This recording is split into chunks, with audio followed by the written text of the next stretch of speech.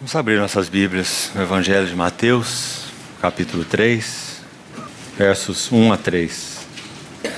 Naqueles dias, apareceu João Batista pregando no deserto da Judéia e dizia: Arrependei-vos, porque está próximo o reino dos céus. Porque este é o referido por intermédio do profeta Isaías. Voz do que clama no deserto: preparai o caminho do Senhor, endireitai as suas veredas. Vamos destacar o verso 2. Arrependei-vos, porque está próximo o reino dos céus. Ainda no capítulo 4, verso 12. Ouvindo, porém, Jesus que João fora preso, retirou-se para a Galiléia, e deixando Nazaré, foi morar em Cafarnaum, situada à beira-mar, nos confins de Zebulon e Naftali, para que se cumprisse o que fora dito por intermédio do profeta Isaías: terra de Zebulon, terra de Naftali, caminho do mar, além do Jordão, Galiléia dos gentios. O povo que jazia em trevas viu grande luz, e aos que viviam na região e sombra da morte, resplandeceu-lhes a luz. Daí por diante passou Jesus a pregar e a dizer: arrependei-vos, porque está próximo o reino dos céus. E aqui vamos destacar esse verso 17. Daí por diante passou Jesus a pregar e a dizer: arrependei-vos, porque está próximo o reino dos céus. Ainda no capítulo 5, verso 1. Vendo Jesus as multidões, subiu ao monte, e como se assentasse, aproximaram-se os seus discípulos, e ele passou a ensiná-los, dizendo: bem-aventurados os humildes de espírito, porque deles é o reino dos céus. E ainda um último texto no livro de Atos, capítulo 1, verso 6. Então os que estavam reunidos lhe perguntavam: Senhor, será este o tempo em que restaures o reino a Israel?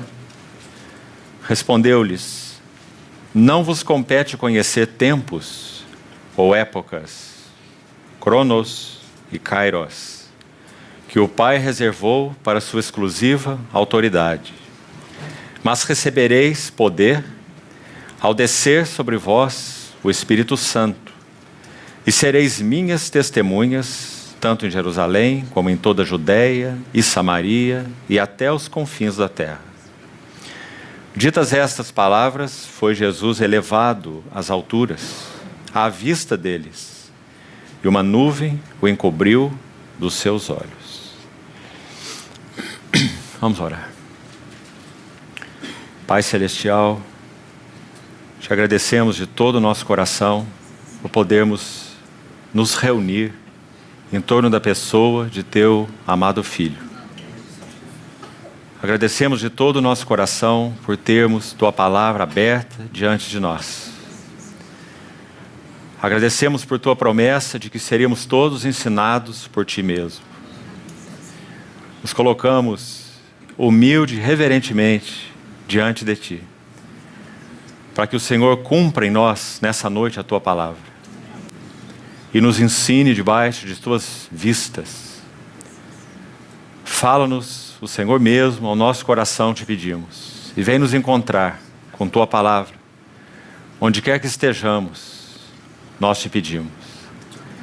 Habilita-nos, pelo teu bendito Espírito Santo, para receber, guardar, ouvir tua palavra. Abre os nossos olhos e ouvidos espirituais. Dispomos-nos nas tuas mãos, Senhor.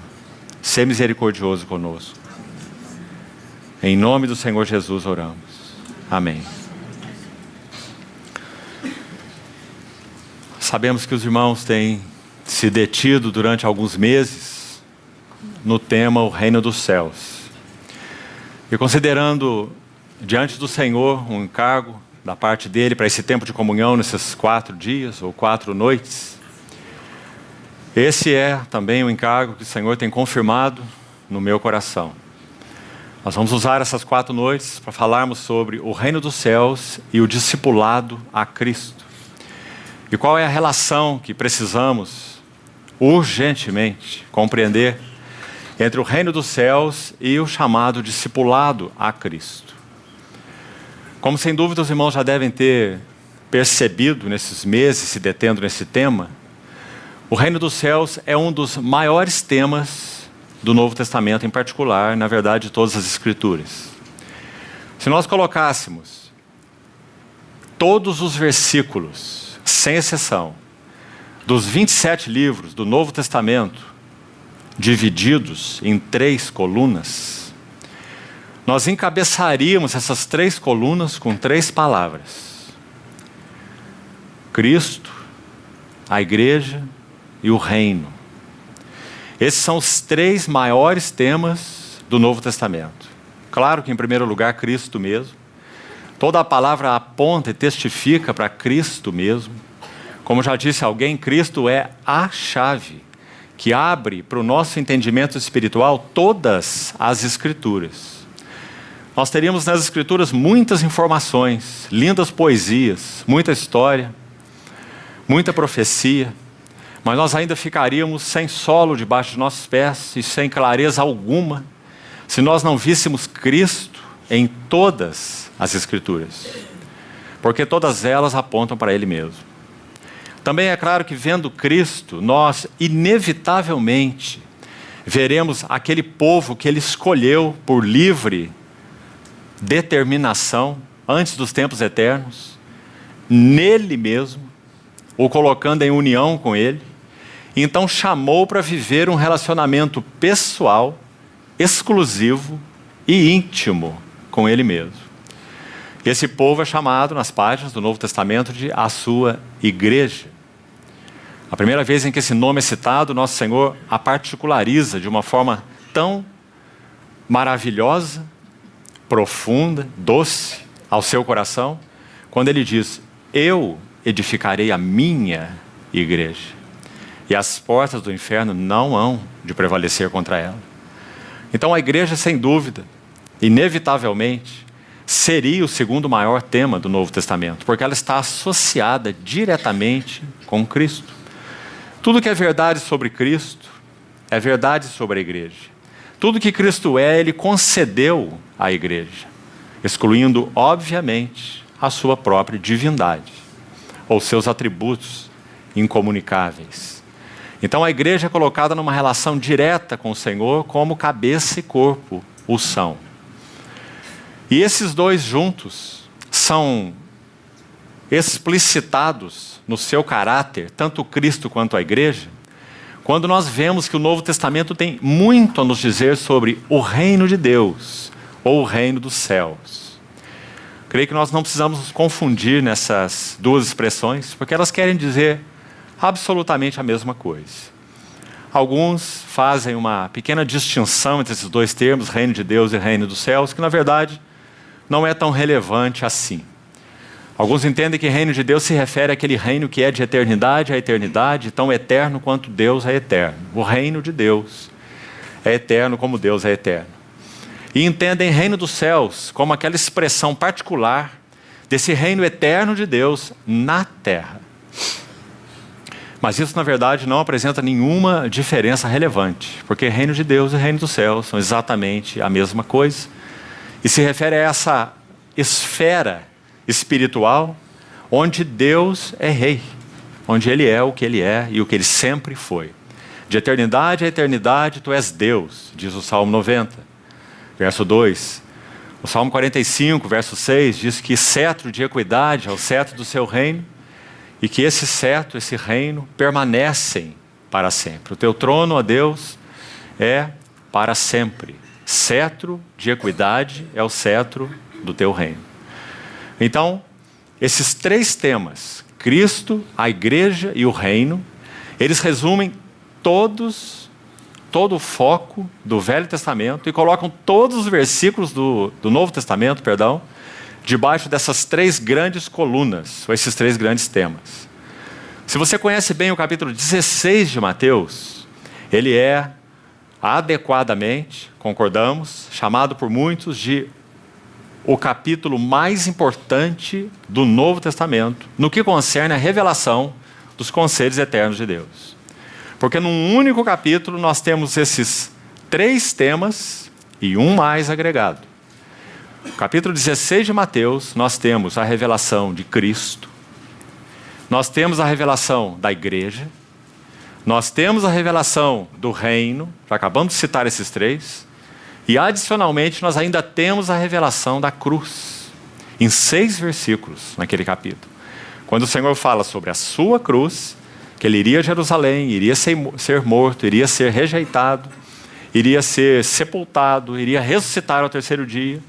E então fala também da cruz aos seus discípulos, dizendo que aqueles que desejassem segui-lo deveriam tomar sua cruz, negando a si mesmos e seguir o Senhor, ao invés de salvarem ou preservarem as suas próprias almas.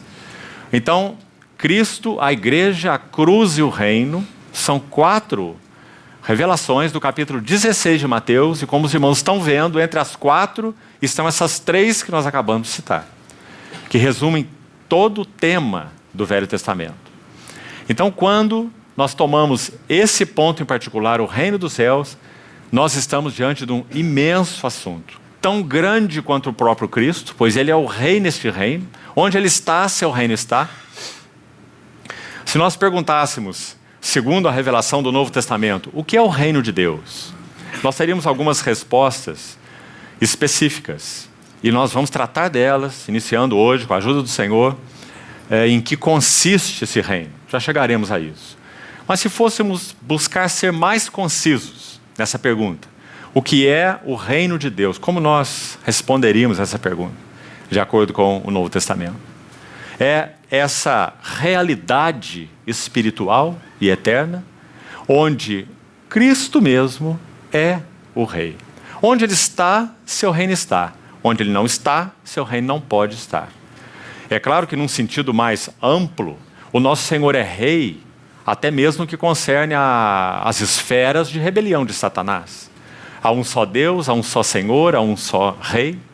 Satanás, em sua rebelião, ele está debaixo de uma rebelião governada, limitada, pelo único que é Rei dos reis, Senhor dos senhores, o soberano dos reis da terra. Mas, falando de forma mais específica, é claro, o reino de Deus só está e só acontece onde o rei está. O reino sempre é trazido na pessoa do rei. Então, quando nós lemos os versículos que usamos para a introdução, nós queríamos retomar esses versículos e ainda fazermos uma introdução para podermos abordar esse assunto do reino dos céus e, quem sabe, já hoje, entrarmos em algumas características no que consiste esse reino. Então, se você ainda tem aberto aí o capítulo 3 de Mateus, essas palavras que dizem respeito a João Batista, elas contêm, mesmo que de uma forma tão concisa e resumida, algo que nos interessa muito. João Batista, queridos irmãos, ele foi não apenas um precursor. Podemos dizer que, em linhas gerais, todos os profetas foram precursores do Senhor. A finalidade de um ministério profético é exatamente trazer o Senhor ao povo e trazer o povo ao Senhor, aos pés do Senhor. João Batista não foi apenas um precursor. João Batista foi o precursor. A mensagem essencial de João Batista está descrita aqui nesse capítulo 3 de Mateus, nos 3 primeiros versos, em particular no versículo 2, como sendo idêntica àquela que aquele de quem ele foi precursor o expressou, nosso Senhor Jesus. Arrependei-vos, porque está próximo o reino dos céus. Nosso Senhor Jesus usou exatamente essa frase no início de seu ministério. Agora, quando nós olhamos para João Batista como precursor, em primeiro lugar, nós somos muito gratos ao Senhor pela forma como ele forjou esse vaso, João o Batista. Por outro lado, nós somos também gratos ao Senhor pela virada pela forma com que o ministério de João Batista produziu essa virada nos tempos e nas épocas, apresentando aquele, podemos dizer assim, às margens do Jordão, como que apontando o seu dedo e respondendo aquela que é considerada a mais importante pergunta de todo o Velho Testamento. Há muitas perguntas no Velho Testamento, mas uma é a mais importante de todas elas, dos 39 livros. E essa pergunta foi feita por Isaac ao seu pai Abraão. Quando eles estavam caminhando em direção ao Monte Moriá, Isaac diz assim: vejo o fogo e o cutelo, mas onde está o cordeiro? Essa é a pergunta mais importante e sublime de todo o Velho Testamento. 2000 anos se passaram, de Abraão até o nosso Senhor Jesus, sem que essa pergunta pudesse ser respondida. Agora João Batista se apresenta às margens do Jordão, nosso Senhor passa por ele e ele pode estender o seu dedo e dizer: eis o Cordeiro de Deus. Aquele que Isaac desejava ver. Aquele que é dito em João 8 pelo próprio Senhor, que Abraão viu o meu dia, viu e regozijou-se. Mas agora é João Batista, não é Abraão, não é Isaac, não é Davi, não é Samuel, não é Salomão, não é Moisés. Que homens foram estes? Daniel, nenhum deles. É o precursor, que pode estender o seu dedo e dizer: agora as sombras terminaram. Eis o Cordeiro de Deus. Aquele que era guardado pelos profetas, pelos santos, pelos justos, por aqueles que tinham seu coração ligado aos tratos de Deus com Israel, o povo da aliança. Então João Batista é o precursor. E que privilégio foi esse? Se você abrir o Evangelho de Lucas, no capítulo 3, os 2 primeiros versos são tão lindos, irmãos, porque eles citam 7 personagens. Talvez você já tenha passado por este texto, mas olhe-o nesse prisma. Lucas 3, verso 1 e 2. 7 personagens são citados ali, afora o próprio João Batista e o seu pai Zacarias. Eles são os maiores homens daquela época. A liderança civil ou política e a liderança religiosa da nação. É dito que nos dias de Tibério César, primeiro personagem, o grande Tibério César, imperador romano da época, quando o Império Romano estava no seu auge, Tibério César. Naturalmente falando, o maior homem sobre a terra é esse aí, Tibério César. Quando era governador da Judéia, Pôncio Pilatos, é o segundo nome nessa lista. Quando Herodes era tetrarca da Galileia, Herodes é o terceiro nome. Filipe, o irmão de Herodes, também é citado aí, e é o quarto nome. Depois é citado Lisânias, quinto nome, também tetrarca de uma outra região. E também é citado 2 sumos sacerdotes, Anás e Caifás. 7 personagens, 5 civis, políticos, 2 religiosos. Então nós temos no final do versículo 2 uma expressão tão linda, daquele que apontou para o Senhor Jesus, daquele que foi o precursor, e daquele que, sobretudo, segundo esse versículo, recebe algo que nenhum dos outros 7 poderia receber. Desde Tibério César até Caifás, autoridade política e autoridade religiosa.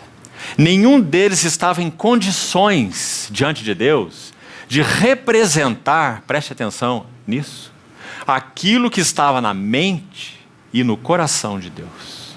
O que estava na mente e no coração de Deus nessa época? Revelar-se através daquele que é a sua palavra eterna, o verbo eterno. Claro que nosso Deus queria comunicar isso à humanidade, mas ele não poderia usar Tibério César, nem Pôncio Pilatos, nem Herodes, nem Filipe, nem Lisânias e, surpreendentemente, nem Anás e nem Caifás. Aqueles que deveriam ser os primeiros responsáveis em fazer tal revelação. Estavam excluídos no que concerne a conhecer a mente e os propósitos de Deus. Então o versículo 2 vai dizer assim, em Lucas 3:2, veio a palavra de Deus. A quem? A João. Onde? Não na corte, não no templo, mas no deserto. Não é um versículo maravilhoso? Em um único versículo, Lucas está colocando de lado toda a autoridade política, civil, toda a autoridade religiosa e dizendo que a palavra de Deus, e você sabe que esse termo é cheio de significado, porque fala da revelação do que Deus tem no seu coração. Somente o seu coração. E veio a palavra de Deus ao João, no deserto. Que maravilha é a palavra de Deus. E que doce é a graça de Deus. E o que João fez? Primeira frase de João, podemos assim dizer, no seu ministério: arrependei-vos, porque está próximo o reino dos céus.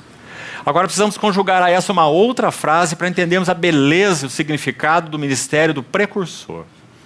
É dito em João capítulo 1, que quando João já ministrava arrependimento, já ministrava a proximidade do reino dos céus, já ministrava a necessidade do batismo de arrependimento. É dito em João capítulo 1 que João Batista pronunciou uma outra frase extremamente importante no seu ministério, e essas duas precisam ser colocadas juntas. A primeira já citamos: arrependei-vos, porque está próximo o reino dos céus. Agora em João capítulo 1, João vai estender a sua mão e vai dizer: eis o Cordeiro de Deus. Os irmãos perceberam a conexão entre essas duas frases? Os irmãos perceberam que tudo o que João Batista tem a fazer e anunciar no seu ministério está resumido nessas duas frases, e que as duas, na verdade, são uma só. Arrependei-vos, porque está próximo o reino dos céus. Onde?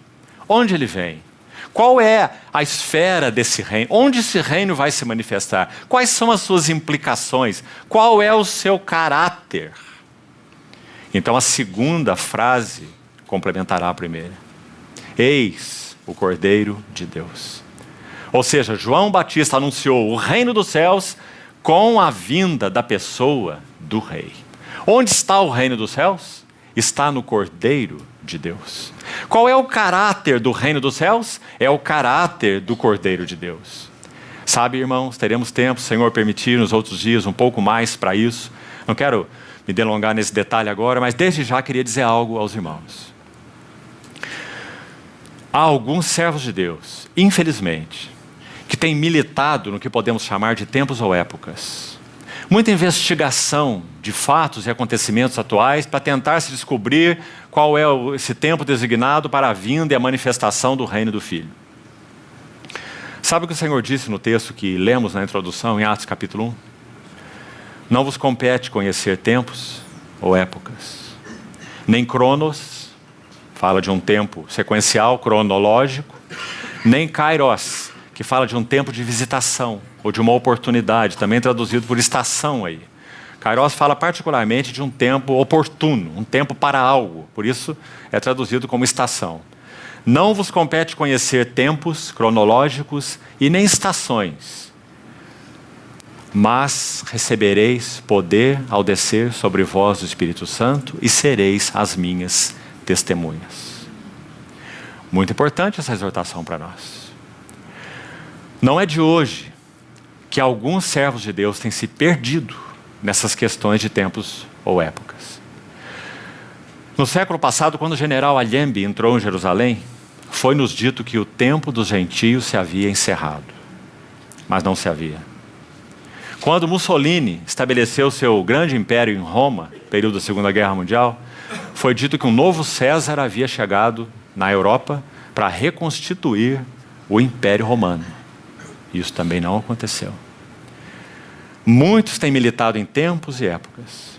Alguns já nos disseram que aquele presidente da comunidade europeia, algum tempo atrás, era um determinado pequeno chifre de Daniel. Isso também não aconteceu. Que o Senhor, mais uma vez, diante do que já tem acontecido na igreja há tantas décadas, isso não é novo. O que tem acontecido nos nossos dias não tem nada de novo. Muitos têm se arrogado a interpretar profecias de modo muito específico e literal, e também os últimos acontecimentos, e levado o povo de Deus a dois tipos de confusão. Um no que se refere às próprias interpretações, que não se sustentam.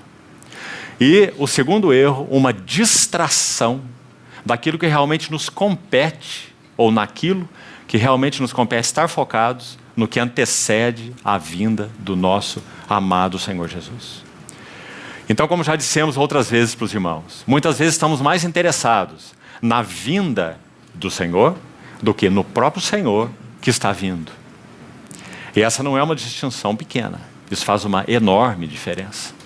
Se o nosso coração está ligado ao Senhor que vem, na verdade nós não estamos muito preocupados quando Ele vem. Porque nós estamos prontos para que Ele venha hoje. Mais do que isso, nós temos um maranata em nosso coração. Pedindo a Ele, Senhor, encerra esse assunto. Abra os céus e tome sua igreja para Ti. Estabeleça o seu reino nessa terra, reino ao qual ainda não foi visto e qual homem nenhum ainda o experimentou. Cetro de equidade é o cetro do seu reino. Então, queridos irmãos, que uma vez mais, nesse assunto do reino dos céus, nosso coração possa se focar naquilo que é essencial no reino dos céus. E por que abrimos esse pequeno parênteses aqui? Porque nós estamos falando de João Batista. Que quando ele diz arrependei-vos, porque está próximo o reino dos céus, ele também não apontou para tempos ou épocas. Que nosso Senhor, aliás, mais tarde proibiria. Não vos compete conhecer tempos ou épocas. Mas João Batista, ao contrário, apontou para a pessoa do rei. Quando ele disse, eis o Cordeiro do Rei, o Cordeiro de Deus, ou o Rei. Se nós queremos saber o que é reinar com Cristo, como nós responderíamos a essa pergunta? Reinar com Cristo é ter o caráter do Rei. Quem são aqueles que vão reinar com Cristo? São aqueles nos quais o caráter do Rei está sendo formado. Porque, irmãos, reino é uma qualidade de vida espiritual. Nós teremos tempo, Senhor, assim permitir, nessas noites, para falarmos um pouco sobre isso. Em que consiste o reino dos céus?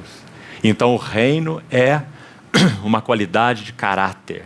Tem a ver com uma realidade espiritual. E fala, sobretudo, em uma semelhança com o próprio Rei. Isso é reinar com Cristo. É impossível reinar com Cristo sem ter uma idoneidade com relação ao próprio Cristo. Então, Cristo ser formado em nós é a chave para nós podermos reinar com Ele. Ele é o Rei. E seu reino é uma realidade espiritual. Quando nosso Senhor Jesus é ascenso ao céu, em Atos capítulo 1, também foi um dos textos que lemos na introdução, Atos 1, de 6 a 9. Já estávamos falando sobre esse texto. Nosso Senhor não disse apenas para os seus discípulos, não vos compete conhecer tempos ou épocas, mas algo acontece ali que é de muita relevância. Em Mateus capítulo 11, se você consultar esse versículo, importante versículo, Mateus 11, 13, Nosso Senhor, numa boa parte desse capítulo 11 de Mateus, ele está dando testemunho sobre quem era João Batista, e dizendo que João Batista era mais que um profeta. Ele era o profeta, podemos assim dizer, já que o Senhor diz em Mateus 11, 13, que todos os profetas, olhe para essa referência aí, todos, não alguns, nem os mais importantes, nem só os maiores ou menores, mas todos os profetas e a lei profetizaram até João. Você vê que versículo importante? Irmãos, nosso Senhor está dizendo que tudo aquilo que os profetas profetizaram, João tem o resumo. Tudo aquilo que os profetas profetizaram, sejam maiores ou menores, João tem e é o clímax. Foi isso que o Senhor quis dizer. Profetizaram até, compreendeu? João é o clímax. João os encerra. João os conclui. Todos os profetas, segundo o nosso Senhor, e a lei. E você sabe que esse termo lei e profetas é uma maneira neotestamentária de resumir todo o Velho Testamento. A lei e os profetas. Ou seja, tudo que foi anunciado tem em João o seu grande auge, seu grande clímax. Extremamente importante esse versículo. Então, onde nós estávamos, quando esse grande profeta, podemos dizer o último deles, que fecha o assunto de profecia no Velho Testamento, que fecha esse assunto do ministério da lei no Velho Testamento, João Batista. Ele então faz duas coisas como vimos, vamos repetir. Primeiro ele diz, arrependei-vos. Tudo que a lei tem para nos dizer, tudo que os profetas têm para nos dizer, está resumido nessa mensagem. Arrependei-vos, porque está próximo o reino dos céus. complementado com a segunda expressão de João 1. Eis o Cordeiro de Deus. Então João não aponta apenas para o rei, mas para o reino, mas João aponta também para o rei. Porque o reino e o rei são uma única realidade. Onde está o rei, ali está o seu reino. De acordo com a chamada oração do Pai Nosso, a oração que o Senhor ensinou, descrita em Mateus capítulo 6. Como nós poderíamos descrever o que é o reino dos céus? Nosso Senhor inicia aquela oração dizendo assim: Pai Nosso que estás nos céus. Agora ele vai dizer 3 coisas, observe. Santificado seja o teu nome. Venha o teu reino. E seja feita a tua vontade, assim na terra como nos céus. O que é o reino de Deus? O reino de Deus é esse lugar, entre aspas, já que ele é uma realidade espiritual e não um lugar geográfico. O reino de Deus é então esse lugar espiritual, essa realidade espiritual, essa esfera espiritual onde o nome de Deus é santificado e a vontade de Deus é realizada. Essa também seria uma definição excelente, totalmente bíblica. Santificado seja teu nome, venha teu reino, seja feita a tua vontade. Então vimos o que é o reino dos céus. Se o nome de Deus é santificado em nossas vidas, em nossos relacionamentos, em nossas reuniões, em nosso meio, então aqui há a realidade do reino dos céus. Se o seu nome é santificado, se o Espírito Santo não é entristecido, se não há entre nós amargura, cólera, gritaria, blasfêmias, invejas, ciúmes, contendas, partidarismos e muita coisa a mais. Então essa é a esfera onde o reino dos céus pode ser manifestado, porque o nome do Senhor é santificado. E se há entre nós, em nós e entre nós, obediência, então essa também é a realidade que designa o que é o reino dos céus. Porque o reino dos céus é uma esfera onde a vontade de Deus é realizada. Seja feita a sua vontade, assim na terra como nos céus. Então, vamos para o segundo texto que nós lemos, em Mateus capítulo 4. Mateus capítulo 4, verso 12. O verso 17 que nós lemos, agora palavras do nosso Senhor Jesus, é dito assim: daí por diante passou Jesus a pregar e a dizer: arrependei-vos, porque está próximo o reino dos céus. No capítulo 5, verso 3. Bem-aventurados os humildes de espírito, porque deles é o reino dos céus. E sabemos que, sobretudo, o tema de Mateus é esse mesmo. Mateus é, dentre os 4 evangelhos, Mateus é, em particular, o evangelho do reino dos céus. Agora, irmãos, como que nós poderíamos dizer, segundo a revelação do Novo Testamento, no que consiste esse reino dos céus? Nós vamos entrar, então, agora, com a ajuda do Senhor, nesse tema, e vamos segui-lo nos outros dias. Por ser um tema tão amplo, nós não poderíamos nominá-lo de uma vez só. À medida que formos seguindo, nós vamos ver como precisaremos abordar esse assunto de forma multifatorial. A Bíblia tem muito para nos dizer sobre o assunto do reino dos céus. Nós poderíamos dizer assim, em primeiro lugar: o reino dos céus é uma realidade espiritual e eterna que é trazida a essa terra na pessoa do Verbo encarnado. Me permitam repetir isso. O reino dos céus é uma realidade. Então ele não vai começar, porque ele é uma realidade eterna e espiritual. Ele é tão real quanto Deus é real. Ele acompanha o próprio ser e caráter de Deus. Deus é rei no seu reino. Onde Deus está, seu reino está. Ele é rei desde a eternidade. De eternidade a eternidade ele é Deus. Então, de eternidade a eternidade é o seu reino. Daniel disse: o seu reino é um reino sempiterno, ou eterno, né? Então, o reino dos céus, número 1, é uma realidade espiritual e eterna, mas que foi trazida até nós, manifestada a nós, na pessoa do Verbo encarnado. Agora, nós vamos atentar um pouquinho para essas 2 primeiras palavras dessa frase: realidade espiritual. Mais de uma vez, concluindo um tempo de ministração, irmãos chegaram a mim e perguntaram assim, disseram assim: Irmão, você fala muito sobre realidade espiritual. O que exatamente você quer dizer com isso? Com esse termo? Realidade espiritual. Irmãos, é um termo de imensa importância. Realidade espiritual. Realidade espiritual significa aquilo que é verdadeiro em Cristo, independente do que nós somos, ou pensamos, ou achamos a respeito, é aquilo que é em Cristo. Isso é realidade espiritual. É dito daqueles que andaram pela fé, em Hebreus capítulo 11, por exemplo, com relação a Moisés, é dito que ele contemplava e via aquele que é invisível.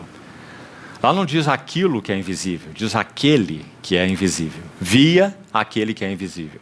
Paulo escreve aos Coríntios, 2 Coríntios 4, ele escreve assim: não atentando nós nas coisas que se veem, porque as coisas que se veem são temporais, mas as que se não veem são eternas.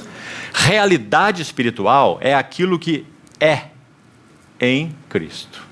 É o reino daquilo que é. Nós nunca teríamos acesso à realidade espiritual se nós não tivéssemos recebido, e veja que bênção nós temos, aquele que é o Espírito da realidade, como nosso Senhor o chamou. 3 vezes naqueles chamados discursos que se refere ao Consolador, no cenáculo. João 14, 15 e 16. O Espírito da verdade, o Senhor o chama assim 3 vezes naqueles capítulos, um em cada capítulo.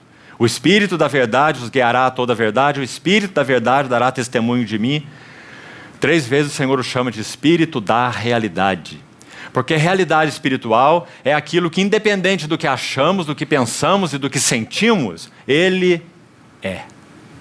Quando nós recebemos o Espírito Santo, Ele é o Espírito da realidade. Ele veio comunicar a nós e abrir para nós o reino que é. E nós então fomos introduzidos pelo Espírito Santo a participar, a ver, a conhecer o que há nesse reino que é. Aquilo que é no Senhor Jesus. Certa vez um irmão definiu revelação espiritual de uma maneira bastante interessante. Ele disse assim: revelação espiritual é como uma abertura no reino da realidade espiritual. Revelação espiritual é uma abertura no reino da realidade espiritual, reunida na pessoa de Cristo. Nós não teríamos olhos para ver isso. Nós não saberíamos nada desse reino da realidade espiritual se em nós não viesse habitar o Espírito da realidade, como nosso Senhor Jesus disse. Paulo diz assim no capítulo 2 de Coríntios, verso 9, ele diz assim: nem olhos viram, nem ouvidos ouviram, e nem jamais penetrou no coração humano. Veja a nossa inadequação, veja a impossibilidade, seja de que instrumento natural for, a tão aclamada inteligência humana. Nem olhos viram, nem ouvidos ouviram, e nem jamais penetrou no coração humano o que Deus tem preparado para aqueles que o amam. Essa é uma outra designação da realidade espiritual. É aquilo que Deus tem, é aquilo que Deus é, independente daquilo que achamos, ou pensamos, ou sentimos. Agora o verso 10 de 1 Coríntios 2, que nós estamos citando, 1 Coríntios 2,10, diz assim: mas Deus nolo revelou pelo Espírito. Porque o Espírito a tudo perscruta, sonda, abaixa para ver por baixo ou por dentro, é a ideia ali, até as profundezas de Deus. Então os irmãos estão vendo aí o que é o reino da realidade espiritual? A realidade espiritual é toda aquela realidade que está reunida na pessoa de Cristo. Ele é a realidade. Então, João é o evangelista dos 4 que mais se preocupa em usar essa palavra. Verdade aparece no Evangelho de João 25 vezes. Uma das palavras usadas para a tradução verdade no nosso português. Aparece 24 vezes. Essa palavra tem a ver diretamente com realidade. Nosso Senhor, em João capítulo 1, verso 17, é registrado por João, com relação ao nosso Senhor Jesus e Moisés, fazendo um contraste, assim: a lei foi dada por Moisés. A lei foi dada por Moisés, porque a lei é algo externo a ele. A lei foi dada por Deus a Moisés, Moisés é o mediador e ele a entregou ao povo. A lei foi dada.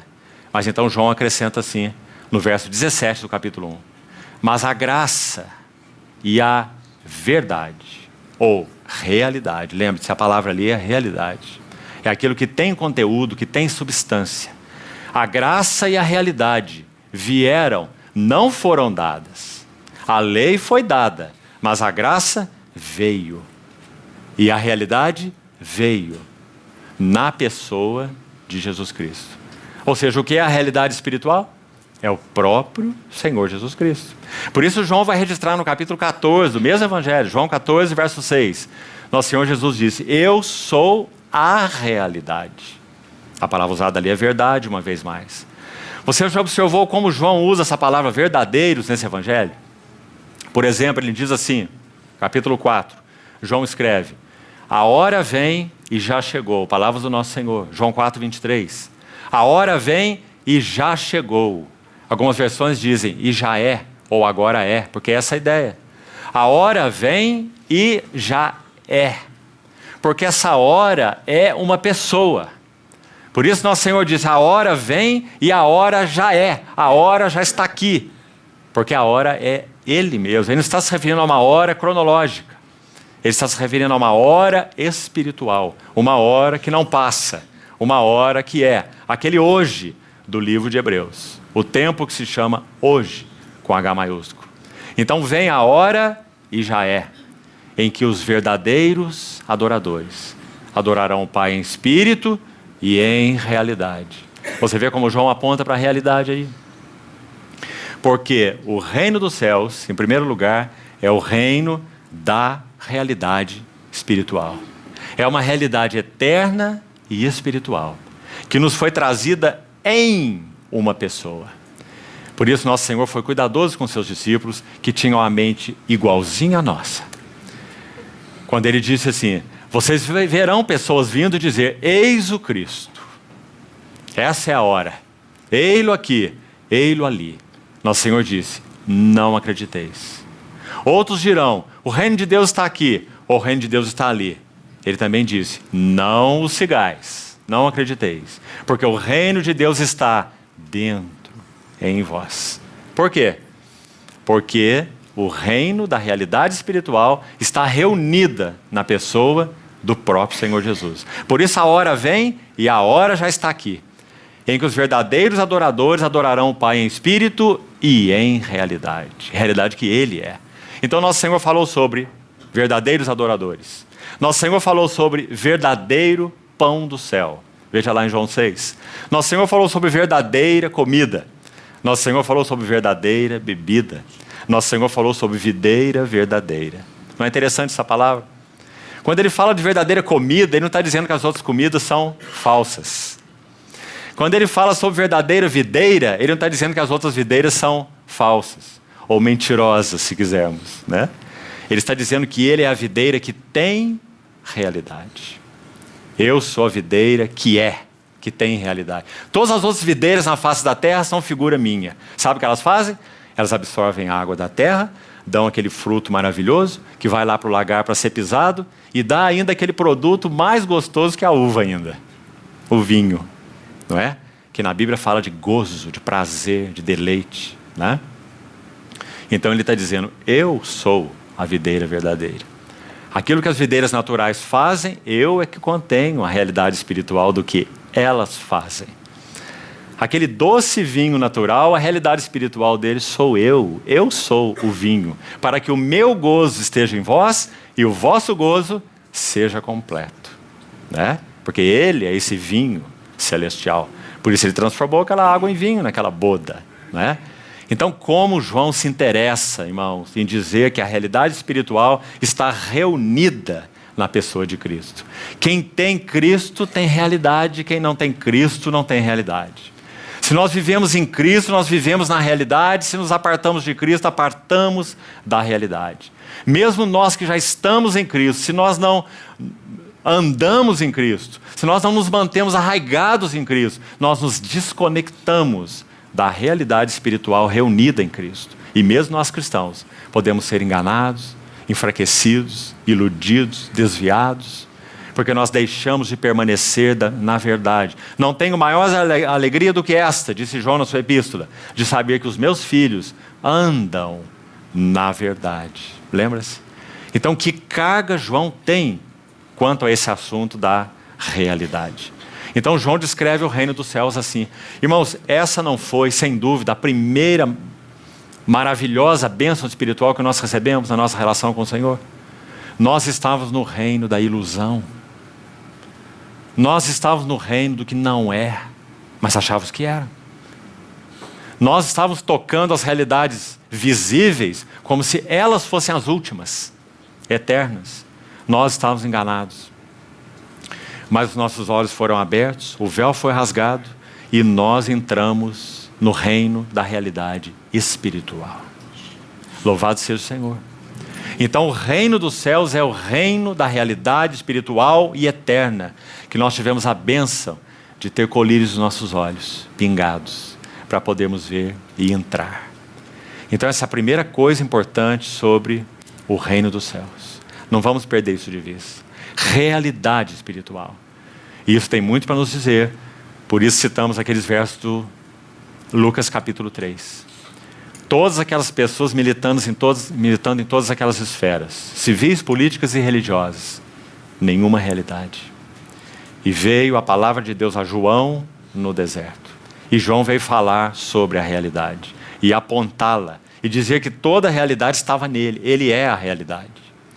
Segunda coisa importante. Em que consiste o reino dos céus? Segundo as páginas do Novo Testamento, o que mais nós poderíamos dizer? Segunda coisa, então, importante. Primeiro, reino da realidade espiritual e eterna. Segundo, o reino dos céus é uma nova vida. Irmãos, não há demanda maior na humanidade do que a demanda por vida. Os homens fazem o que fazem e vivem como vivem por causa de um elemento. A sede central se chama vida. Por isso nosso Senhor escreveu à igreja de Sardes, que professava o seu nome, e a repreendeu tão severamente. Porque ela tinha um nome, e o nome era que estava viva, mas estava morta. Tens nome de que vives, mas estás morto. De novo, quando João abre o seu evangelho, ele vai dizer, e a vida estava nele. E a vida é a luz dos homens. Lembra-se? João. E aí de novo ali ele vai introduzir o precursor. Houve um homem enviado por Deus cujo nome era João. Ele não era luz, mas veio para que testificasse da luz. A verdadeira luz. Mais uma vez usando a palavra verdadeira, como falamos. Não é? Então a segunda característica importante e maravilhosa. O reino dos céus é um reino de vida, com V maiúsculo. Abra sua Bíblia, por favor, no Evangelho de João. Vamos ao capítulo 3, rapidamente. 2 versículos nesse capítulo. Veja a conversa do Senhor com Nicodemos, tão conhecida. Veja 2 detalhes aqui, nos versos 3 e 5. Observe essas 2 respostas do Senhor a Nicodemos. A primeira é verso 3. Em verdade, essa é a expressão favorita de João. Porque João está sempre apontando para a realidade reunida na pessoa do Senhor. Em verdade te digo, que se alguém não nascer de novo, primeiro, não pode ver o reino de Deus. Aqui está a expressão que é objeto de nosso estudo. Reino de Deus. E como falamos, reino do céu, basicamente a mesma coisa. Reino de Deus. O que o nosso Senhor disse aqui para Nicodemos? Que o reino de Deus é, ou possui, uma natureza e uma vida de uma categoria completamente diferente daquela conhecida pela humanidade. Foi isso que o Senhor disse para Nicodemos. O reino de Deus possui uma vida e uma natureza completamente de outra categoria, não conhecida pela humanidade. Então, se você não nascer de novo, não pode ver o reino de Deus. Então aí, claro, com nascer de novo, nosso Senhor está falando sobre uma categoria de vida completamente nova. Não há como entender essa expressão de outra maneira. Quem não nascer de novo, uma outra categoria de vida, uma vida que tem que começar a existir, tem que começar a ser real para nós, do contrário nós não podemos ver nada do que significa o reino de Deus. Quem não tiver essa qualidade de vida, não pode ver o reino de Deus. Então nosso Senhor usou a expressão, quem não nascer de novo. Agora, não apenas o ver. Observe no verso 5. Em verdade te digo, quem não nascer da água e do Espírito, não pode entrar. Mantenha sempre esses dois verbos juntos. São muito lindos. Primeiro, nosso Senhor falou sobre entrar. Por esta vida nós podemos entrar no reino, ou ver o reino, perdão. Ver o reino. Possuindo essa vida, nós podemos ver o reino. E possuindo essa vida, nós podemos entrar no reino. Então nós temos aqui duas bênçãos maravilhosas. Uma é o Espírito Santo vindo e pingando colírio nos nossos olhos cegos. Nem olhos viram, nem ouvidos ouviram, e nem jamais penetrou no coração humano. Né? São palavras de Paulo. A maneira de Paulo dizer o que o nosso Senhor disse aqui. Quem não nasceu de novo não pode ver. Agora, não apenas ver, mas agora nós temos um segundo ato. Aqueles que já tiveram seus olhos abertos, agora eles são pegos pela mão. E quem faz isso é o revelador, o Espírito Santo. Ele toma pelas mãos aqueles aos quais ele já abriu os olhos, e agora ele vai os introduzir para conhecer os cômodos, cantos e recantos desse palácio maravilhoso, o nosso Senhor Jesus. Então ele vai dizer, ver o reino de Deus em primeiro lugar, porque nossos olhos não viam, mas não apenas ver e ficar de fora. Não apenas ver e apreciar, mas ver e entrar. Com isso, nosso Senhor Jesus está dizendo, tudo que é meu é seu. Você lembra aquela parábola do filho pródigo, chamado do filho pródigo, essa expressão tão linda? Filho pródigo não precisa ser interpretado, né? Já foi muito bem interpretado. Mas aquele filho que não sai de casa é meio negligenciado naquela parábola, né? E ele, sem dúvida, tipifica aquele que está na casa do pai sem usufruir do que é do pai. Quando o filho volta, há um quadro de Rembrandt, uma gravura de Rembrandt, muito linda. Se chama Filho Pródigo, essa tela de Rembrandt, maravilhosa. E naquela tela ele procurou registrar muito bem a postura daquele filho quando o mais novo chega. O mais novo é mostrado nos andrajos, ajoelhado aos pés do pai, e o pai vestido com um manto escarlate, impondo a sua mão sobre a cabeça do filho que retornou, o pródigo. Então você vê uma figura nebulosa aqui no canto da tela, o filho mais velho, que está como olhando meio de lado assim, vendo o que o pai está fazendo com aquele filho bastardo, podemos dizer assim. O esbanjador, que gastou tudo que tinha, desonrou seu pai, como que dizendo, pai, você está velho demais, é rico, mas não morre, então eu estou com um problema. Dá a minha parte que me cabe da minha herança. Né? Foi isso que ele fez.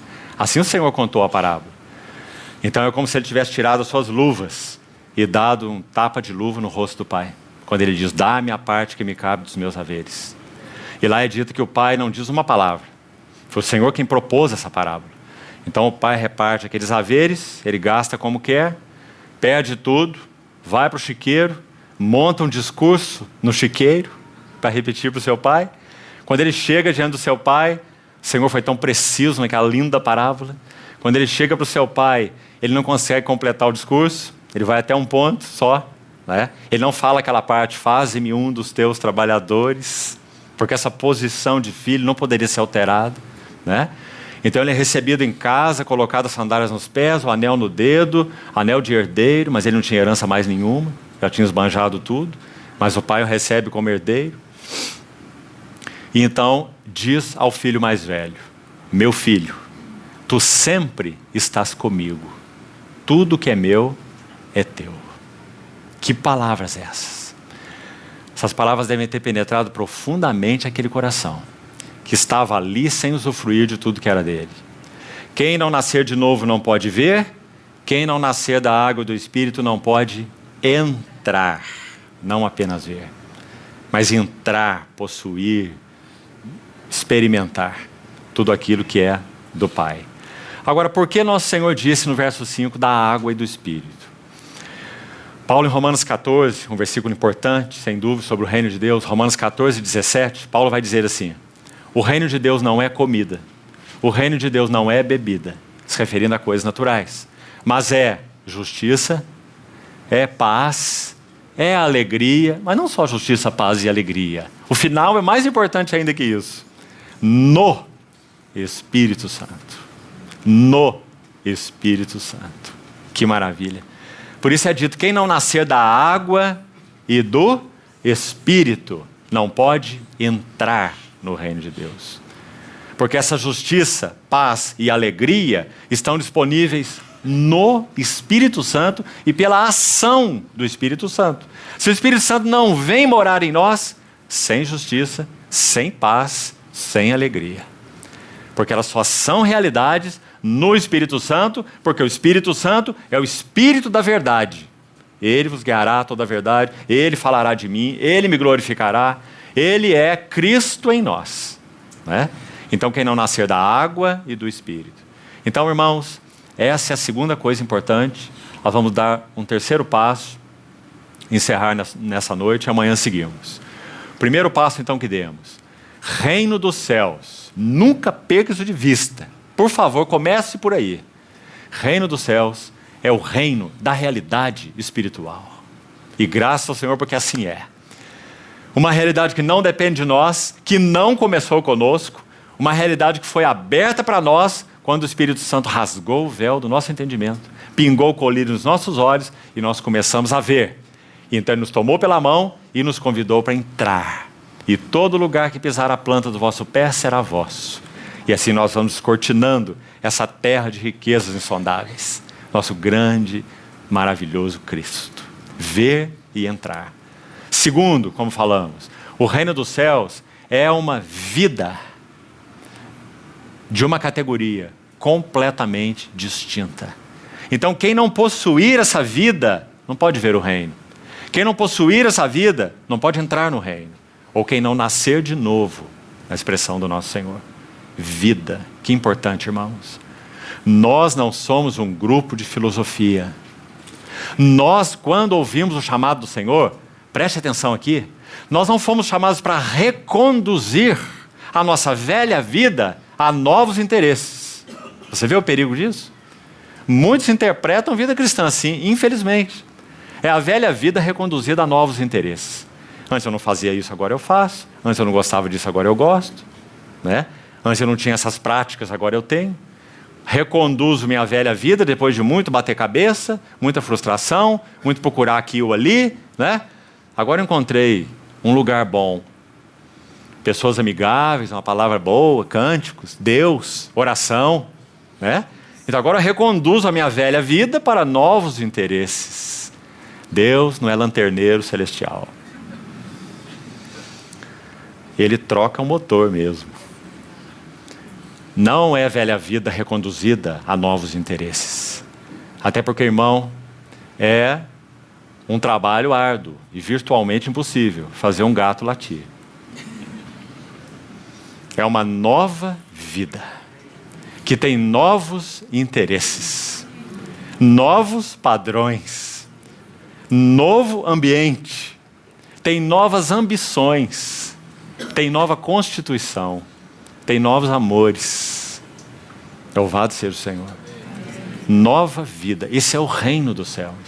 Irmãos, será que nós podemos imaginar o impacto das palavras do Senhor quando elas foram ouvidas pela primeira vez por aquele povo?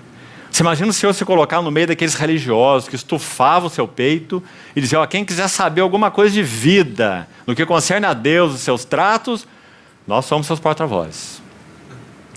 Venham a nós. Né? E nosso Senhor olha para eles e diz assim, vocês são hábeis em fazer fardos pesados e colocar sobre os ombros dos homens, mas vocês mesmos nem com um dedo os conseguem mover. Podemos imaginar a ira deles quando o nosso Senhor. Com que olhos eles olhavam para o nosso Senhor? Vida. A vida estava nele. Nele. Vida não é algo que ele dá para nós. Vida é algo que ele é para nós. Ele nos colocou em união com a vida. Ele é a vida. E ele é uma vida indestrutível. Hebreus capítulo 7. Ele possui uma vida indissolúvel. Ele vive para sempre. Por isso nossa salvação é tão segura. e nós o adoramos, e nós o louvamos, e nós nos regozijamos nele, porque o futuro nosso é tão certo quanto o dele. Porque a posição nossa é tão segura quanto a dele. Porque o reino dele é tão seguro quanto o fato de que nós participaremos dele. Porque ele nos chamou para isso. Então, irmãos, que maravilha é sabermos que o reino dos céus é uma nova vida. Uma natureza e uma vida de categorias completamente distintas de tudo que conhecíamos. E também, graças a Deus, pela questão negativa que abordamos. Não é reconduzir nossa velha vida para novos interesses. Porque não é uma filosofia. Nosso Senhor, João, aliás, em primeira carta de João, no capítulo 5, ele se refere ao nosso Senhor, dizendo assim, que ele é o testemunho de Deus. E se nós aceitamos o testemunho dos homens como verdadeiro, o testemunho de Deus é ainda mais verdadeiro. E esse é o testemunho de Deus, aquele que ele dá acerca do seu Filho. Quem tem o Filho, tem a vida. Mas aquele que não tem o Filho de Deus, não tem a vida. Você vê quão importante é esse versículo, de 1 João 5? Porque o reino de Deus é vida, com V maiúsculo, porque o Filho é vida. Ah, irmãos, amados, que o Senhor nunca nos permita vermos o reino dos céus e a nossa realidade com Ele de uma outra maneira. Nós não somos adeptos de uma religião, não somos adeptos de uma filosofia, não somos um grupo de fraternidade, não somos um clube de bons amigos. Que o Senhor nos livre de todas essas misérias. Nós temos a vida, com V maiúsculo. A vida nos foi dada. A vida está em nós e nós estamos na vida. E o que nós compartilhamos uns com os outros é a vida que dele temos recebido. Sabe, irmãos, não podemos nos alongar nisso aqui, precisamos terminar. Mas deixe-me dizer uma coisa. Mais uma falácia perigosa. Porque muitos servos do Senhor são amantes de doutrina. Não que doutrina não seja importante, irmão. Não me entenda mal. E perseveravam na doutrina dos apóstolos. Doutrina é profundamente importante. Mas aqui há uma nuance delicada que precisa ser feita. Eu gostaria de enunciá-la assim, então preste atenção. Nós não podemos recuperar a vida da igreja do Novo Testamento apenas pregando as doutrinas do Novo Testamento. Você já pensou sobre isso? Ah, se não seria tão fácil, irmãos. Vamos tornar a Assembleia do Senhor um seminário. E vamos fazer cursos de teologia sistemática. E da melhor categoria possível, né? Como muitos aí acham, a reformada calvinista. E vamos ensiná-la e pregá-la. E pregando essas doutrinas fundamentais, aquelas mais essenciais, nós vamos obter a vida da igreja do Novo Testamento. Esqueça. Não é pregando as doutrinas, por mais sólidas e importantes que elas sejam em si mesmas, que nós vamos obter a vida da igreja do Novo Testamento. Nós precisamos mais do que delas. Nós precisamos de além dessas doutrinas fundamentais que nós faríamos se esse solo fosse tirado debaixo dos nossos pés, né? Não poderíamos nem saber que nós estamos justificados diante de Deus pela fé e pela graça, né? Então, graças a Deus de novo pelas suas doutrinas. Mas, se naquele onde nós fomos postos, nós não vivemos arraigados e alicerçados, então nós não podemos experimentar vida, a sua vida. Poderemos ter a cabeça cheia de ortodoxia, de uma bela e boa doutrina, mas não estaremos participando de sua vida. Uma coisa não está atrelada à outra. Podemos sim ter a doutrina sem a vida. Éfeso foi uma expressão ampla dessa possibilidade. Tinham discernimento espiritual, julgavam falsos apóstolos, eram laborosos, perseverantes, mas perderam o primeiro amor. Então estavam fadados ao fracasso como testemunho do Senhor. Então, a pregação simples de doutrinas do Novo Testamento não nos trará a vida da igreja do Novo Testamento. E vamos dar um último passo, e aqui vamos encerrar. Terceiro, o reino dos céus também é um novo relacionamento. E que bom podermos beber desse aspecto aqui juntos. O reino dos céus é um novo relacionamento. Aqui nós vamos deter um pouquinho, mesmo que de forma resumida aqui, mas não vamos correr tanto. Preste atenção. Uma realidade espiritual, uma vida que nos foi dada no Filho. E terceiro, uma nova vida, um novo relacionamento. Relacionamento em todos os níveis. Primeiro, o nosso relacionamento com Deus. Irmãos, quem era Deus para nós? Se nós fôssemos ouvir os testemunhos aqui nessa noite. Há um irmão, se não me engano é dele, chamado J.B. Phillips, que escreveu um pequeno livreto sobre, se não me engano, chama Seu Deus é Pequeno Demais. E ele ele registra nesse livro as ideias que as mentes têm a respeito de Deus, em particular mentes cristãs. Então, um dos exemplos que ele registra ali são aqueles que pensam em Deus como um policial onipresente. Ele está sempre disposto a ver onde você está andando, o que você está fazendo, com aquela cara assim, meio de reprovação, investigando cada passo que você dá. Né? O policial onipresente. O outro vê a Deus como aquele juiz severo, sentado naquele trono, com aquela vara enorme nas mãos, de olho em nós, como Jó também pensou dele. Né? Tu me espreitas como uma caça. Jó era a caça, Deus era o caçador. Né? Para encontrar a oportunidade para lançar tua seta em mim. Essa é uma outra visão que nós podemos ter. Outros pensam que Deus é Papai Noel. Papai Noel celestial. Aquele que está sempre bonachão e disposto para nos abençoar, independente do que falamos, pensamos, sentimos. Benção para lá, benção para cá, benção para trás, benção para frente. Né? O grande Papai Noel no trono. E essa é uma ideia horrível de Deus, horripilante. Não está na Bíblia. E por aí ele vai. Muito interessante seu livrinho. Agora, quando nossos olhos foram abertos e nós fomos introduzidos no reino dos céus, o que nós vimos? Nós vimos que esse Deus santo, justo, perfeito, aquele Deus que os escribas, quando escreveu o nome Yahvé nas suas cópias, eles trocavam de caneta, de pena. Havia uma específica só para escrever esse nome. Não tomarás o nome do Senhor teu Deus em vão. Esse Deus se encarnou na pessoa do Verbo, Jesus, Emanuel, Deus conosco. Veio até nós nos ensinando a orar. E diz que quando nós fôssemos orar, a primeira palavra que nós devíamos pronunciar era Pai. Não é maravilhoso, irmãos? Pai nosso. Alguém já disse que Pai é o nome cristão de Deus. O nome de Deus no Velho Testamento é o Deus Todo-Poderoso. É o Shaddai. O Deus Altíssimo é o Elion. Jeová, Elohim, Adonai. Deus de Abraão, Isaac e Jacó. Mas nos lábios do nosso Senhor Jesus, para o povo que Ele chamou e escolheu, nosso Pai. Pai nosso que estás nos céus. Não é maravilhoso? Então o reino dos céus é um novo relacionamento. O Papai Noel ficou para lá. O delegado celestial também ficou.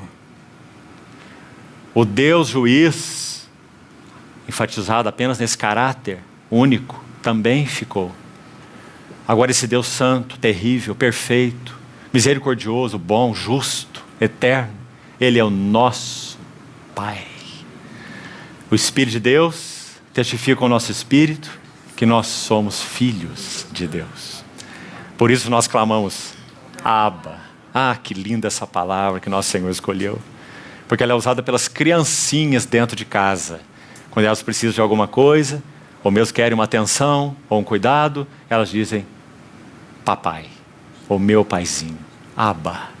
Essa foi a palavra que o Senhor escolheu para nós. Que nós então teríamos um novo relacionamento. E essa é a terceira característica importante que vamos destacar sobre o que é o reino dos céus. Um novo relacionamento. Então, em primeiro lugar, com Deus. Segundo lugar, uns com os outros. Já vamos voltar nisso agora mesmo. Terceiro lugar, com o mundo. Amados irmãos, o mundo no qual vivemos era um laço para nós terrível. Se o peixe soubesse onde estava a rede, ele não metia sua cabeça ali. É porque ele não sabe. Quando ele mete a sua cabeça e se vê oprimido, se vê emaranhado, se vê capturado de alguma maneira, quanto mais ele se debater, pior se tornará a sua situação. Esse éramos nós. Por isso Paulo vai dizer em Efésios 2 que nós andávamos segundo, não contra. Não havia como ser contra. Segundo o curso deste mundo. Irmãos, mas o que aconteceu conosco? Nós tivemos os olhos abertos para ver a realidade espiritual, para entrar na realidade espiritual, recebemos nova vida e entramos em novo relacionamento, de tal modo que agora o mundo não nos governa mais. Nosso Senhor vai dizer, eles não são do mundo, como também eu não sou. Isso não é maravilhoso, irmãos? Isso é o reino dos céus. O reino dos céus se compõe daqueles que nadam, e são os únicos que nadam contra a maré do mundo. Você sabe que o mundo sempre trabalhou. A história da humanidade é uma história de revolução e contra-revolução. Cultura e contra-cultura. Não precisa ser muito esperto para perceber isso, não é? Mas mesmo quando você olha a revolução e a contra-revolução, a cultura e a contra-cultura, sabe a que conclusão você chega? Os dois estão no mesmo curso. Só que um apontando para o lado, o outro para o outro. Mas é o mesmo curso do mundo. Agora então, de repente, nessa terra, aparece uma sociedade, uma nova sociedade, que nada contra o curso deste mundo. Em tudo que ele significa. Na sua maneira de viver, de pensar, de falar, de desejar, de combater. E nosso Senhor vai tratar muito disso, quando ele fala sobre o reino dos céus. Não é? Porque nós somos introduzidos em um novo relacionamento com o mundo. Irmãos, nessa esfera de novos relacionamentos, o assunto é amplo. Nosso relacionamento com o diabo mudou. Ou você acha que nós não tínhamos nenhum relacionamento com ele? Lê melhor sua Bíblia. Era bem íntimo esse relacionamento. Efésios 2 diz que nós estávamos debaixo da ação do príncipe, da potestade do ar, e do Espírito que agora atua, nada distante, muito próximo, nos filhos da desobediência. Filhos da desobediência, Efésios 2. Aí Pedro vai escrever a sua epístola, 1 Pedro 1. E ele diz assim, como filhos da obediência, não vos amoldeis às paixões que tinhas anteriormente na vossa ignorância. Antes, filhos da desobediência. Agora, filhos da obediência. Então nós não nos amoldamos às paixões. Não é maravilhoso? E tudo isso porque nós fomos introduzidos em um novo relacionamento. Antes nós éramos escravos do príncipe da potestade do ar. Agora nós somos livres dele e dos seus ditames. Com Deus, uns com os outros, com o mundo, com a vida, nós não vemos a vida da mesma maneira. Depois que nós fomos introduzidos no reino dos céus. Nós não vemos as coisas da mesma maneira. Não vemos as pessoas, os ambientes da mesma maneira. Se vemos, é porque nós nunca nos convertemos. Se nós nascemos de novo, impossível. Porque nós estamos em um novo relacionamento. Agora, irmãos, concluindo já.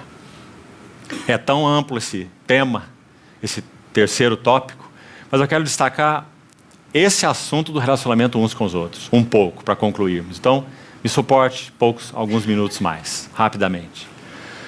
Quando nosso Senhor Jesus nos chamou e nos introduziu no reino, pense nisso. Anote aí para você orar sobre isso. A palavra de Jesus é a palavra do mediador. Ele é o mediador. Quando nós recebemos a palavra do mediador, ele mesmo se colocou entre nós e todas as nossas relações. Já vamos explicar isso, como isso funciona.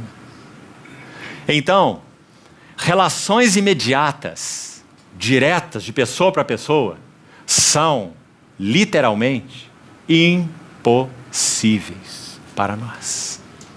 Não há um caminho direto a partir de Cristo. A partir do momento em que fomos chamados por Cristo, em que Cristo veio a ser nossa vida, nós nele e ele em nós, não há mais um caminho possível, direto, de pessoa para pessoa. Vamos ver se você consegue entender isso. Porque a palavra de Jesus é a palavra do mediador.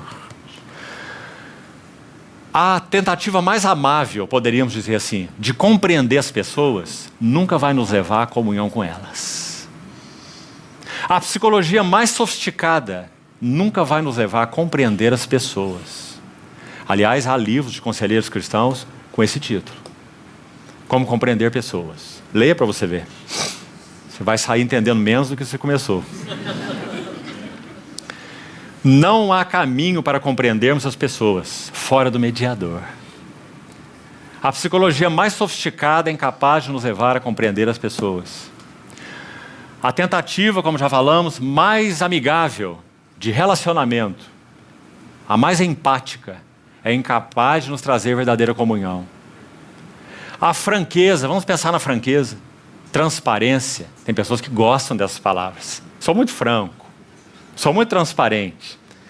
Essas são as que menos gostam de franqueza e transparência quando vem dos outros. A franqueza e transparência mais espontâneas que possamos usar nunca vão nos levar para a comunhão. Pelo contrário, normalmente elas destroem a comunhão. Por quê? Porque, amados irmãos, aqui chegamos no ponto mais uma vez. Quando o Senhor Jesus nos deu a sua palavra, quando Ele nos chamou, pela própria palavra que nos chamou, nós fomos chamados pela palavra. Essa palavra que nos chamou, colocou o Senhor Jesus entre nós e todos os outros relacionamentos. Será que isso é bíblico mesmo? Vamos então abrir nossas Bíblias. 2 Coríntios capítulo 5. Preste atenção. 2 Coríntios 5, 14. Pois o amor de Cristo nos constrange, julgando nós isto: um morreu por todos, logo todos morreram. Morreram. E ele morreu por todos, para que os que vivem não vivam mais para si mesmos. Só um comentário breve aqui. Mais um nível novo de relacionamento, como falávamos. Nós fomos introduzidos em novo relacionamento com Deus, com o mundo, com o diabo, com as pessoas, com as coisas, com a vida, como citávamos. Aqui está mais um elemento, conosco mesmos. Antes da palavra do Senhor nos atingir e do mediador vir habitar em nós, nós vivíamos para nós. Cada um de nós vivia para si. Agora nós vivemos para Ele. Não vivam mais para si mesmos, mas para aquele que por eles morreu e ressuscitou. E agora o verso 16, leia com muita atenção. Olha a conclusão de Paulo. Se todos morreram, no verso 14, é uma verdade? Alguém tem dúvida, irmãos? Ora, a Bíblia é cheia desse ensino. Cristo morreu, nós morremos com Ele. Nosso batismo é uma expressão dessa realidade, senão ele não é nada, né? Dessa realidade espiritual. Então, olha a conclusão. Assim que nós, daqui por diante, a ninguém conhecemos segundo a carne. Claríssimo. Não tem como ser mais claro. A palavra de Jesus é a palavra do mediador. A palavra daquele que nos chamou é a mesma palavra que colocou o nosso Senhor Jesus entre nós e todas as nossas relações. Agora que nós chegamos então a um segredo muito lindo e importante, irmão. Escute bem. A intercessão uns pelos outros é o caminho mais eficiente para a nossa comunhão. A oração em conjunto é a mais genuína comunhão, porque na intercessão uns pelos outros e na oração em conjunto, o mediador se ergue entre nós e as nossas relações. Nenhuma relação que não tenha Jesus como mediador tem qualquer realidade. Louvado seja o Senhor. E acho que isso nos responde também a algumas perguntas. Você quer ver uma delas? Quantas vezes nós ouvimos isso nesses tantos anos de vida cristã?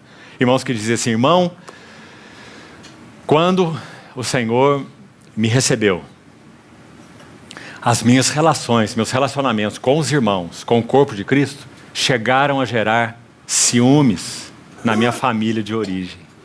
Eles não entendiam. Como que eu podia ter tanta liberdade com esses meus irmãos? Ir na casa deles, sem telefonar que eu estou indo. Ir lá almoçar ir para encontros juntos, dormir no chão lá, 2, 3, 4, com esse grupo aí de pessoas que eu conheci tem 6 meses, não é? E aquela família de origem acha um absurdo isso, né? Como você pode estar fazendo? Você enlouqueceu, acho que você enlouqueceu. Você não foi criado assim, não é? Porque agora uma relação foi estabelecida, que nunca antes houve. Agora o mediador se ergueu entre os irmãos, os que pertencem a ele. Irmão, quando nós pensamos na pessoa e na história de Deus, nos tratos de Deus com Abraão, nós ficamos tão impressionados de ver, né? Todos os servos de Deus você vai ver a mesma coisa. Nós vamos falar de um deles e aqui concluímos. Pense sobre Abraão. O Senhor tira Abraão lá de Ur. Lá ele tinha todas as suas relações naturais. Era trevas no meio das trevas, né? Esse era Abraão. Mas o Deus da glória apareceu a Abraão quando ele estava em Ur, na Mesopotâmia. Como Estevão vai dizer lá em Atos 7, registrado lá. Então, quando Cristo se colocou entre Abraão e os habitantes de Ur, Abraão é separado de Ur. O mediador se ergueu entre Abraão e Ur, e Abraão sai de Ur. Depois o mediador se ergue entre Abraão e Ló se separa de Abraão. Finalmente, o mediador se ergue entre Abraão e Isaque. E aquela é a história mais linda, para nos elucidar esse princípio. Quando o Senhor chama Abraão para Moriá, você sabe que aquele carneiro mediador substitui Isaque, né? Aquele carneiro preso pelos chifres. Você sabe que Abraão sobe aquele morro com Isaque. Os servos ficaram de fora. Os servos nada sabiam. Os servos nada participaram. Leia lá, Gênesis 22, você vai ver. Os dois subiram sozinhos. Os dois desceram sozinhos. Externamente falando, os dois desceram da mesma maneira que subiram. Mas, como Paulo vai dizer nesse verso 17, aqui aberto diante de nós, e assim, se alguém está em Cristo, é uma nova criação, e as coisas antigas já passaram, e eis que tudo se fez novo. Abraão e Isaque sobem, Abraão e Isaque descem. Aparentemente, tudo igual, mas espiritualmente falando, tudo diferente. As coisas velhas já passaram, eis que tudo se fez novo. Agora Abraão poderia possuir o Isaque sem ser possuído pelo Isaque. Agora pense nisso, o mediador se colocou entre o pai da fé e o filho da promessa. Antes havia um grande problema ali. O pai da fé estava agarrado ao filho da promessa, mais do que ao Deus da promessa. Então agora o mediador se coloca no meio, entre o pai da fé e o filho da promessa, para que o pai da fé confiasse no Deus da promessa e não no filho da promessa. Então agora ele pode descer o monte e tudo está diferente. Irmãos, relação imediata é ilusão. Por que tantos tropeçam tanto tempo na vida conjugal? Porque nós tentamos restabelecer ou estabelecer ou restabelecer, os dois. Relações imediatas, relações de companheirismo, relações de afazeres, relações de bom convívio e até de bem-estar. Se Cristo não se ergue no meio da vida conjugal, não há vida conjugal nenhuma. Nós só podemos viver uma verdadeira conjugal se Cristo se ergue na vida conjugal. E por que isso? Acabamos de ler o versículo 16. Assim que nós de agora em diante a ninguém conhecemos segundo a carne. Graças ao Senhor. Então o reino dos céus, novos relacionamentos. E como eles são novos. Graças ao Senhor. Vamos deixar então aqui, concluindo. Amanhã vamos retornar ainda com outros aspectos desse, em que consiste o reino dos céus. Que o Senhor nos ajude a prosseguir nisso. Vamos orar. Senhor, te agradecemos, porque Tu nos abriste os olhos e nos fizeste ver o Teu reino. Mais que isso, nos fizeste entrar no Teu reino. Agradecemos por essa realidade espiritual que hoje participamos, não como espectadores, mas como aqueles que foram incluídos. Agradecemos por essa nova vida que hoje temos. Muito obrigado, Senhor, porque nos alcançaste com vida, vida que está no Filho e que está em nós. Também te agradecemos por esses novos relacionamentos. Bendito seja o Senhor por eles. Que o Senhor nos guarde de tal forma que eles sejam evidenciados para louvor de tua glória em nossas vidas, Senhor. Continuamos confiando em Ti, que o Senhor nos abra os olhos, para que possamos ver na Tua palavra em que consiste o Teu reino. E toma-nos, Senhor, pela mão, para que realmente vivamos a realidade espiritual do que Ele significa. Nos guarda de ilusões, nos guarda de distrações. Te pedimos, Senhor, vem tratar com esses inimigos, para que nós possamos experimentar a beleza e a realidade daquilo para o que fomos chamados. Obrigado por sermos cidadãos de Teu reino, filhos do reino. Ó Rei, te louvamos. Tudo recebemos de Tuas mãos. E são tão inadequadas nossas palavras para Te dizer o quanto apreciamos que Tu nos tenhas chamado por livre graça e amor. Abre nossos olhos, Senhor, e nos introduz mais profundamente nas realidades do reino dos céus. Para louvor da Tua glória, te pedimos. Em nome de Jesus. Amém.